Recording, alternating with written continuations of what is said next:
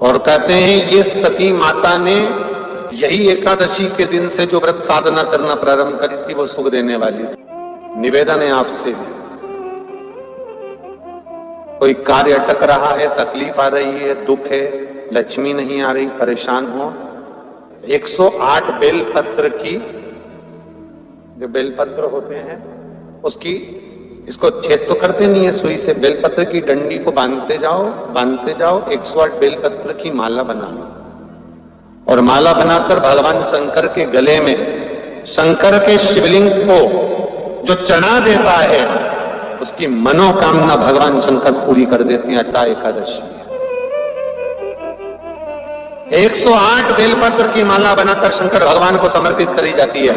माता लक्ष्मी ने भगवान विष्णु को पाने के लिए तुलसी की माला बनाकर समर्पित करी थी, जैसे सती ने शिव को पाने के लिए, कामना को पूर्ण करने के लिए। शास्त्र कहता है घर के बुजुर्गों को, घर के बड़ों को, जेठ जेठानी हो, सास ससुर हो, घर में जो तुम्हारी उम्र से बड़ा हो, उसको आज पीला फूल या पीली चने की दाल या पीला वस्त्र, कुछ भी पीली सामग्री आज घर के बड़ों को देना चाहिए। क्यों देना चाहिए? तो शिव महापुराण की कथा कहती है कि जो शुक्ल पक्षी की एकादशी के दिन पीली वस्तु का दान दे देता है, घर के किसी ब्राह्मण को देने नहीं जाना, किसी मंदिर में देने नहीं जाना, आपके ही घर में, आपके ही घर के बड़ों को कोई भी पीली चीज का दान कर सकते। फूल हो, मिठाई हो, कोई अनाज हो, कोई वस्त्र हो, पीली वस्तु का दान दे दे। क्यों होगा? क्या होगा उससे? शिव महापुराण की कथा कहती है उससे जिंदगी में कभी बड़ी बीमारी प्रवेश नहीं करती। सनातन धर्म कहता है बट वृक्ष की पूजन करने वाला, बट वृक्ष के नीचे शिव की आराधना करने वाला, लोम समर्पित कर जल चढ़ाने वाले का जैसे कर्ज मुक्ति होती है, उसी तरह आंवले के वृक्ष के नीचे मात्र ताजा मिष्ठान दूध का बनाकर उस सामग्री को भगवान आंवले के वृक्ष के नीचे पूजन करने से लक्ष्मी और संपदा की वृद्धि होती है। जैसे शमी का पौधा, शमी का वृक्ष, शमी के वृक्ष के नीचे मात्र दूध और जल मिला हुआ जल, शमी के वृक्ष के नीचे मात्र ओघड़दानी अवधूतेश्वर महादेव के नाम से केवल हफ्ते में एक बार भी अगर दूध और जल का मिश्रण शमी के पौधे के नीचे कर दिया जाता है तो कहते हैं शरीर में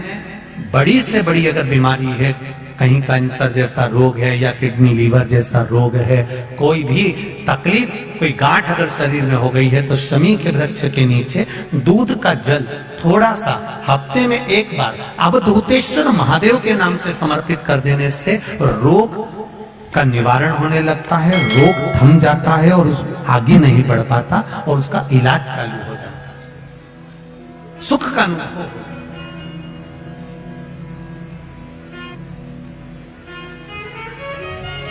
बस एक बात का स्मरण रहे, आप आंवले के वृक्ष के नीचे अगर कोई भोग लगाया गया है पा सकते हैं, पीपल के वृक्ष के नीचे कोई भोग लगाया है पा सकते हैं, बट वृक्ष के नीचे कोई भोग लगाया गया है पा सकते हैं। जिस वृक्ष के नीचे भोग लगाओगे पालोगे, पर शमी वृक्ष के नीचे का जो भोग लगाया गया है वो नहीं पाया जाता। शमी वृक्ष का जो प्रसाद है वो आपको वहीं छोड़ना पड़ता है।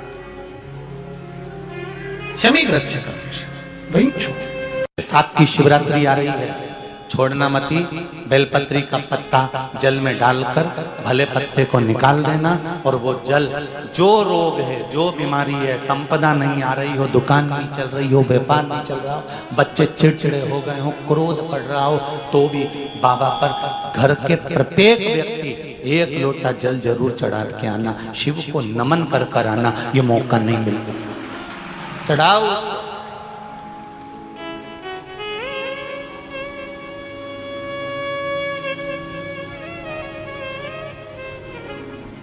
बैसाख के महीने में एक पकवान बनता है शंकर जी का,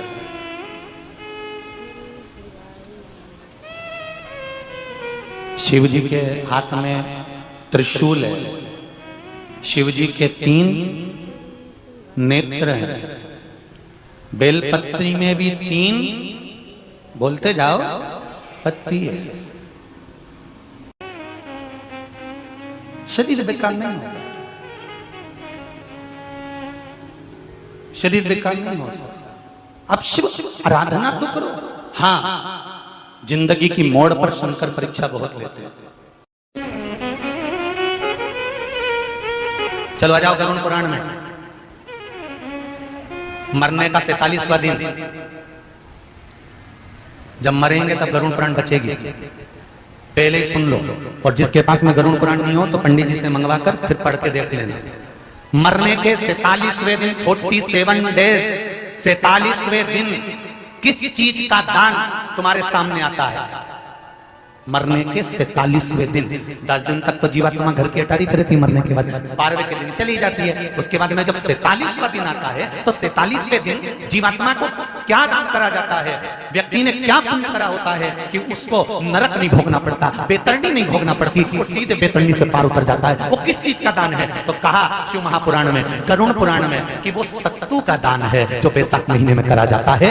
सत्तू का दान 3 चीजों से मिलकर बनता है। जौ, बोलते जाओ जल्दी, गेहूं, चना, ये 3 चीज से मिलकर बनता है। इसमें जो बारीक बारीक कण होते हैं, जितने जितने 3 चीज के मिले हुए बारीक बारीक कण होते हैं, ये जब दान किया जाता है सत्तू का, तब ये बेतरणी तरने के लिए 47वें दिन इस जीवात्मा ने अगर सत्तू का दान करा होता है, या सत्तू का सेवन बैसाख के महीने में करा होता है, तो उसको बेतरणी नहीं भोगना पड़ती, डायरेक्ट सीधे रतलाम उज्जैन से डायरेक्ट।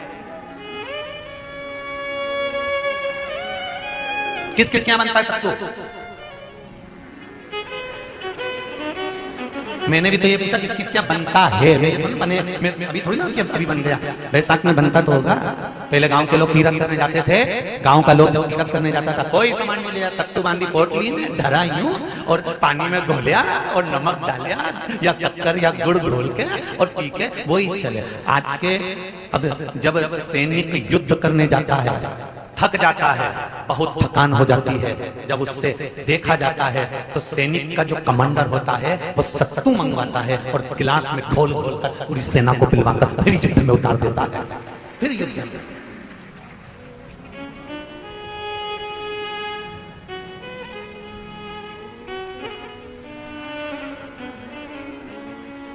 साधारण नहीं है महाराज। सत्तू में जितने बारीक बारीक कण होते हैं, जितने बारीक बारीक कण, अब तुम्हें काम करना, अभी जब खरीदो तो कागज पे रख के सत्तू का एक कण गिनना, 1 2 3 बारीक बारीक गिनते रहना जरा। तो तुम्हारा क्या जाए गिनने में? भगवान कृष्ण के हाथ में पट्टी बंधी थी, तुमने भी तो रुक्मणी को गिनने को दिया था, जरा गिन तो जरा इसमें कितने धागे। रुक्मणी जी ने कहा इसमें 9999 धागे हैं। भगवान ने कहा बस यही 9999 मुझे द्रौपदी को वापिस लौटाना है। गिन के लगा लो, अभी अभी लगा लो, ऊपर तो भगवान गिन के बता ही देगा कि तुमने जो सत्तू दान करा था, तुमने जो सत्तू खाया था, तुमने जो सत्तू भगवान को दिया था, सत्तू का लड्डू बनाकर तुमने बैसाख महीने में भगवान की जो पूजन करी थी, तो अमावस्या के दिन, पूर्णिमा के दिन या अक्षय तृतीया के दिन तुमने जो सत्तू दिया था, भगवान तो गिनती बता देगा कि सत्तू में कितना कण था।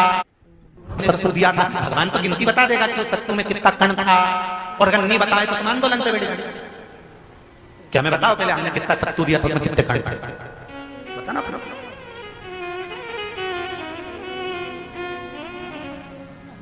एक शिव की आराधना में चांगुना ने 1 लोटा जल भरा, उसमें थोड़ा सा चंदन डालकर बेलपत्री के वृक्ष के नीचे ले जाकर डाल देती, थोड़ा सा जल बचाकर शिव जी को डाल देती। शंकर भगवान ने एक दिन चांगुना के सामने मन में विचार प्रकट करा और पार्वती जी से कहा, पार्वती एक बात समझ में नहीं आती, आधा जल ये बेलपत्री को देती है, आधा जल मुझे देती है। जब आधा जल मुझे देती है तो मुझे बड़ा गुस्सा आता है, क्योंकि बद्धा जल कहां डोल के आती है। पार्वती जी ने कहा उसके संतान नहीं है, इसलिए वो बेलपत्री की भी आराधना करती है और आपकी भी आराधना करती है। ठीक है,